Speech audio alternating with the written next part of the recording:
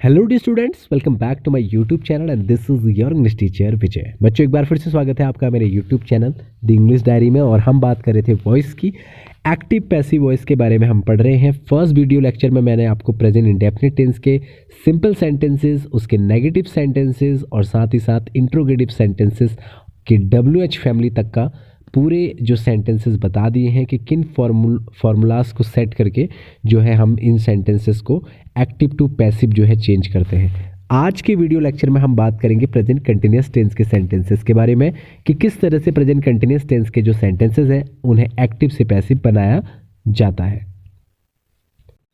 तो बच्चों देखिए, सबसे पहले प्रेजेंट कंटिन्यूअस टेंस के बारे में आप जानते होंगे। अगर आपने नहीं जाना है तो आप मेरे जो है प्लेलिस्ट में जा सकते हैं, वहाँ पर प्रेजेंट कंटिन्यूअस टेंस के बारे में पढ़ सकते हैं। तो देखिए, इसके जो एक्टिव वॉइस के सेंटेंस होते हैं उसमें सब्जेक्ट इज MR लगा होता है और वर्ब की ING फॉर्म होती है, फिर लास्ट में ऑब्जेक्ट होता है। ये इसके सिंपल जो सेंटेंसेस हैं एक्टिव वॉइस में प्रेजेंट कंटिन्यूअस टेंस के, ये उसका फॉर्मूला होता है। आपने सुना भी होगा, I am going to market, I am playing, he is sleeping, इस तरह के सेंटेंसेस। तो क्या होता है, उसमें सब्जेक्ट होता है इज MR में से कोई एक चीज़ लगी होती है अकॉर्डिंग टू सब्जेक्ट, फिर वर्ब की ING फॉर्म होती है और ऑब्जेक्ट होता है। ठीक है, इसी सेंटेंस को अगर हमें पैसिव वॉइस में चेंज करना होता है तो बच्चों हम क्या करते हैं, हम पैसिव वॉइस में चेंज करने के लिए फॉर्मूला उल्टा कर देते हैं। ऑब्जेक्ट जो यहाँ लास्ट में था सिंपल में, उसे हमने पहले लगा देना है। इज MR की जगह इज MR ही रहेगा। ठीक है, लेकिन किसके अकॉर्डिंग लगेगा इज MR? ऑब्जेक्ट के। अगर सिंगुलर है तो इज लगेगा, अगर प्लूरल है तो क्या लगेगा? अगर प्लूरल सब्जेक्ट जो होगा तो वहाँ पर R लगेगा और अगर I सब्जेक्ट होगा तो M लगेगा। तो देखिए, ऑब्जेक्ट को हम सामने ले आए, उसके बाद इज MR में से कोई एक लगेगा अकॉर्डिंग टू ऑब्जेक्ट। ठीक है, अकॉर्डिंग टू ऑब्जेक्ट। और उसके बाद एक नई चीज़ इसमें ऐड करनी है, वो है बीइंग, BEING। बीइंग ऐड करना है और वर्ब की मैंने बताया था हमेशा थर्ड फॉर्म होती है, फिर बाय और फिर लास्ट में जो सब्जेक्ट है वो लास्ट में लिख देते हैं। तो ये दो चीज़ें तो उल्टी हो जाती हैं। बीच में इज MR है, बीइंग जोड़ देना है आपको प्रेजेंट कंटिन्यूअस के टेंस को पैसिव वॉइस बनाने के लिए। वर्ब की हमेशा थर्ड फॉर्म रहेगी और बाय के बाद सब्जेक्ट लिख देंगे। ये तो हम ऊपर भी कर रहे थे। अगर आपने पहली वीडियो को यानी प्रेजेंट इंडेफिनिट टेंस के सेंटेंसेस को पैसिव वॉइस बनाना सीख लिया है उस वीडियो को देख के, तो अब आपके लिए इसे समझना बहुत आसान होगा।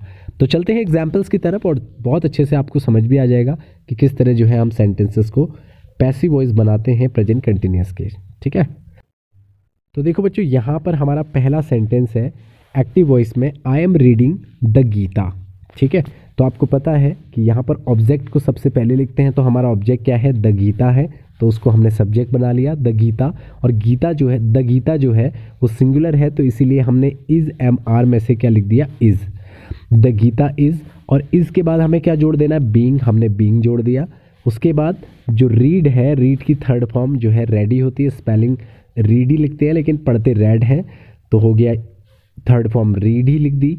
उसके बाद बाय और फिर लास्ट में जो आई है, आई क्या बन गया? मी बन गया। फर्स्ट वीडियो में मैंने आपको बताया था कि आई मी बन जाता है, ही हिम बन जाता है, शी हर बन जाता है। तो आपने वीडियो बहुत अच्छे से देखी होगी तो आपको ये याद भी हो गया होगा। ठीक है, तो यहाँ पर आसानी से हमने क्या किया कि द गीता को सबसे पहले लिखा, फिर singular helping verb, singular verb है तो इज लगा दिया, फिर बीइंग ऐड कर दिया। जैसे जैसे ऊपर फॉर्मूला लिखा हुआ है वैसे वैसे नीचे सेंटेंस में चीज़ें लिखी हुई हैं। ठीक है, तो यहाँ पर जो रेड है यानी रीड जो है उसकी थर्ड फॉर्म रेडी होती है, इसलिए हमने रेड लिख दिया। ठीक है, अब देखिए नेक्स्ट सेंटेंस क्या है। नेक्स्ट सेंटेंस है हमारा the teacher is teaching the students. तो यहाँ पर the teacher is teaching the students, यहाँ पर फुल स्टॉप नहीं होगा। ठीक है, तो यहाँ पर देखिए द स्टूडेंट्स यानी जो सेंटेंस में सबसे लास्ट में था उसको हमने क्या किया? सबसे पहले लिख दिया। ठीक है, यही तो हमें करना है कि हमें ऑब्जेक्ट को सबसे पहले लिखना है, तो द स्टूडेंट्स हमने लिख दिया। तो स्टूडेंट्स यानी ये प्लूरल है, बहुत सारे स्टूडेंट्स की बात चल रही है, एस लगा हुआ है, तो इसीलिए इज MR में से क्या लगा दिया? हमने R लगा दिया। ठीक है, द स्टूडेंट R, क्योंकि द स्टूडेंट्स प्लूरल सब्जेक्ट है। उसके बाद इज MR के बाद बीइंग लगाना है तो बीइंग लगा दिया। फिर वर्ब की थर्ड फॉर्म जो टीचिंग है यानी टीच है, टीच का थर्ड फॉर्म टॉट होता है तो टॉट लगा दिया। फिर बाय लिखा और लास्ट में क्या लिख दिया? Subject the teacher. The students are being taught by the teacher. इस तरह से सेंटेंस हो जाएगा।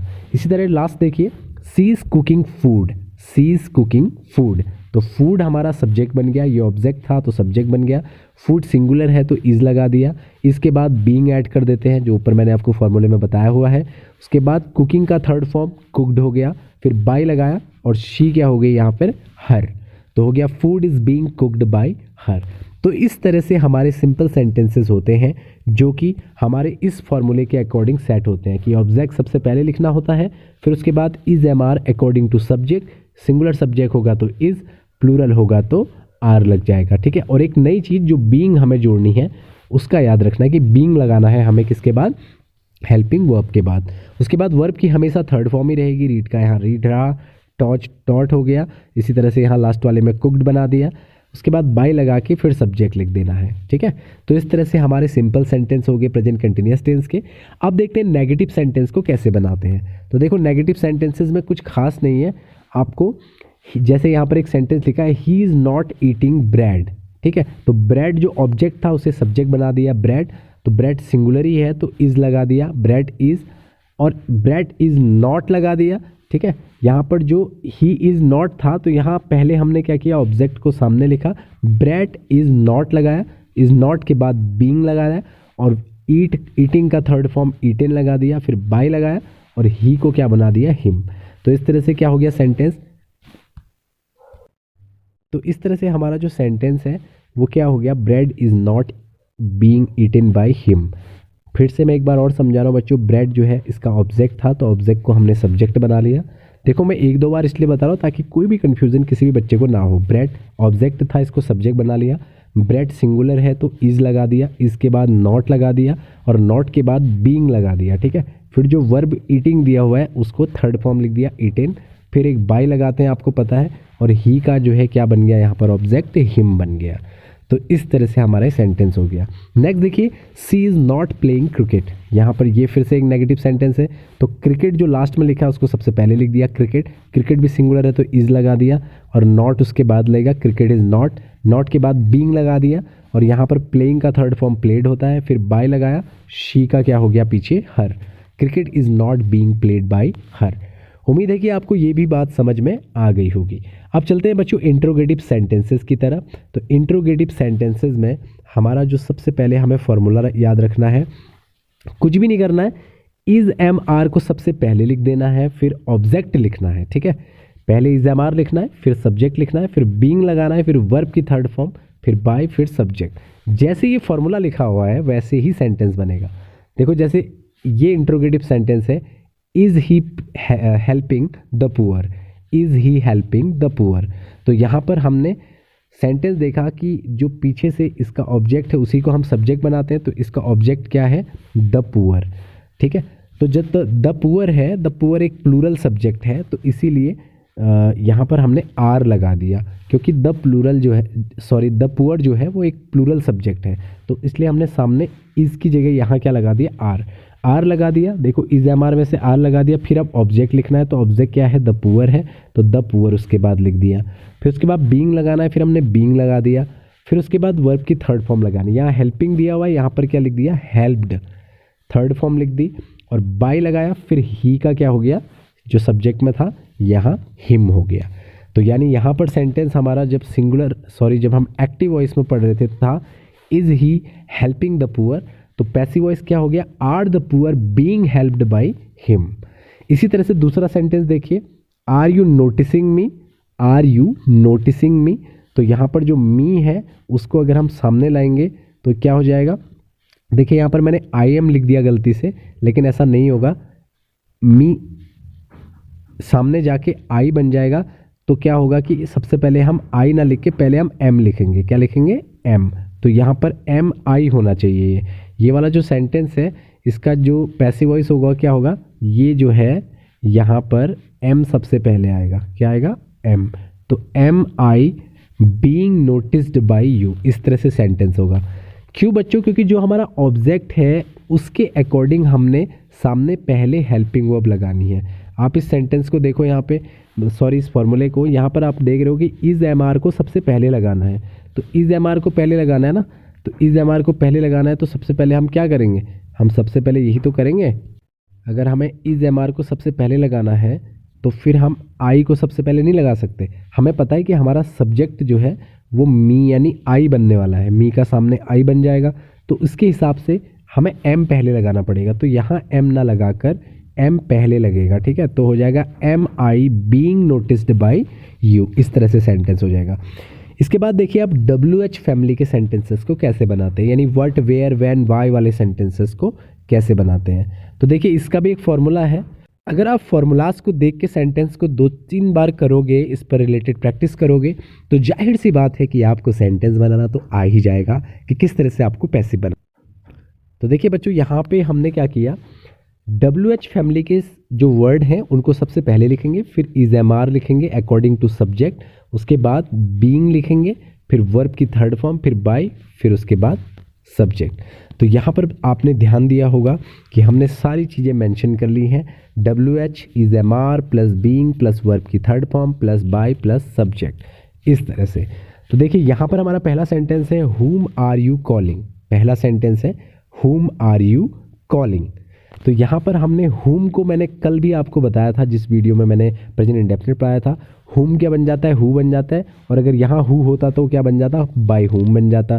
तो यहाँ whom लिखा हुआ है तो इसलिए whom को यहाँ क्या बना देते हैं, who। तो who लिख दिया, तो who लिख दिया, तो यहाँ हमें पता नहीं चल रहा है कि हमारा ऑब्जेक्ट क्या है, तो इसलिए हमने क्या लगा दिया, is, who is, उसके बाद being called by you, इस तरह से हमारा पहला सेंटेंस हो गया। यानी whom की जगह हमने who लगा दिया, फिर सिंगुलर सब्जेक्ट ऑब्जेक्ट के हिसाब से इज लगा दिया, फिर बीइंग लगाया, फिर कॉल्ड बाय यू, इस तरह से सेंटेंस हो गया। इसके बाद दूसरा सेंटेंस देखिए, दूसरा है what are you doing now. इस तरह के सेंटेंस कई बार पूछे भी जाते हैं, what are you doing now, तो व्हाट की जगह तो व्हाट ही रहेगा, इज लग जाएगा क्योंकि हमें ऑब्जेक्ट पता नहीं है कि सिंगुलर है या प्लूरल है, क्योंकि बच्चों यहाँ पर कोई ऑब्जेक्ट है ही नहीं। व्हाट इज बीइंग, ये दोनों सेंटेंस में आप देख रहे होंगे कि मैंने ऊपर फॉर्मूले में भी कहीं पे ऑब्जेक्ट नहीं लिखा हुआ है, क्योंकि ऑब्जेक्ट एक्चुअली हमें मिल ही नहीं रहा है, क्योंकि यहाँ तो क्वेश्चन कर रहे हैं ना कि कौन क्या, तो हमें पता ही नहीं है वो चीज़ क्या है, तो ऑब्जेक्ट कहाँ से हो जाएगा। तो देखिए जैसे यहाँ पर whom आर यू कॉलिंग था तो who is being called by you हो गया। दूसरा sentence what are you doing now, तो व्हाट की जगह व्हाट इज़ लिख दिया, फिर उसके बाद बीइंग, व्हाट इज़ बीइंग, फिर उसके बाद डू का डन हो गया, और by you now, what is being done by you now, इस तरह से हो गया सेंटेंस, ठीक है। लास्ट वाला देखिए, इसमें लास्ट वाला क्या है, यहाँ पर जो हमारा ये वाला सेंटेंस है, इस सेंटेंस में why are you telling lies. अब बच्चों यहाँ पर हमें पता चल गया कि हमारा ऑब्जेक्ट लाइज है, यानी झूठ, कि आप झूठ क्यों बोल रहे हो, ये सेंटेंस है। तो कई बार आपको जब कभी ऑब्जेक्ट दिख जाए तो ऐसी कंडीशन में आप क्या करोगे, देखो मैंने यहाँ लगाया भी है, वाई की जगह तो वाई ही रहा, उसके बाद आर लगा दिया, क्यों, क्योंकि लाइज यानी बहुत सारे झूठों की बात की जा रही है, बहुत सारे झूठ की बात की जा रही है, तो लाइज प्लूरल है तो इसीलिए लाइज से पहले आर लगा दिया। Why are lies being told by you, इस तरह से। तो हमने क्या किया, यहाँ पे हमने वाई की जगह वाई रखा, क्योंकि हमारा सब्जेक्ट जो बन रहा था, जो ऑब्जेक्ट हम आगे लेके आ रहे थे वो लाइज था, इसलिए आर लगाया क्योंकि वो प्लूरल है, लाइज बहुत सारे झूठों की बात की जा रही है। फिर हमने बीइंग लगा दिया, बीइंग के बाद वर्ब की थर्ड फॉर्म टोल्ड, फिर बाय, और जो हमारा यू है वो हमने वैसे ही उतार दिया, why are lies being told by you. इस तरह से हमने प्रेजेंट कंटिन्यूअस टेंस में सभी प्रकार के जो है सेंटेंसेस पढ़ लिए हैं, और मैं एक्सपेक्ट करता हूं कि आपको प्रेजेंट कंटिन्यूअस टेंस भी समझ में आ गया होगा। देखिए मैं वीडियोस को पार्ट वाइज जो है आपको यहाँ पर पढ़ा रहा हूँ। पहले मैंने प्रेजेंट इंडेफिनिट पढ़ाया फर्स्ट वीडियो में, उसमें मैंने वॉइस का इंट्रोडक्शन भी दिया था, और आज इसमें हम प्रेजेंट कंटिन्यूअस, इसी तरह से आप प्रेजेंट परफेक्ट का नेक्स्ट वीडियो लेक्चर में पढ़ेंगे। तो आज की वीडियो देखने के लिए थैंक यू सो मच, और चैनल में अगर नए हैं तो सब्सक्राइब ज़रूर करें, लाइक करें, और आपको समझ में आ रहा है या नहीं ये कमेंट बॉक्स में ज़रूर बताएं। Thank you so much for watching this video.